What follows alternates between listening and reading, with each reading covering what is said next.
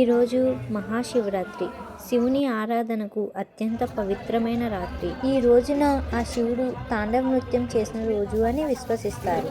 మరికొందరు ఈ రోజునే శివుడు పార్వతీదేవి వివాహం జరిగినట్లు నమ్ముతారు.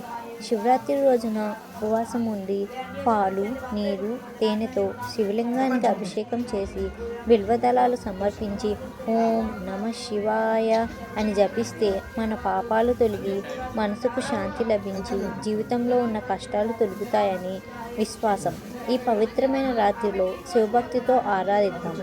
ఈరోజు నదీ స్నానాలు చేసి ఆ శివుని దర్శించుకుంటే చాలా మంచి జరుగుతుంది. ఇది కూడా శివుని ఆశీస్సులు పొందాలని కోరుకుంటున్నాను. ఓం నమ శివాయ. హర హర మహాదేవ శంభో శంకర. నమ పార్వతీపతి. హర హర మహాదేవ శంభో శంకర. ఇంకా ఇలాంటి మంచి వీడియోస్ కోసం మన ఛానల్ని సబ్స్క్రైబ్ చేసుకోండి. వీలైతే లైక్ చేయండి.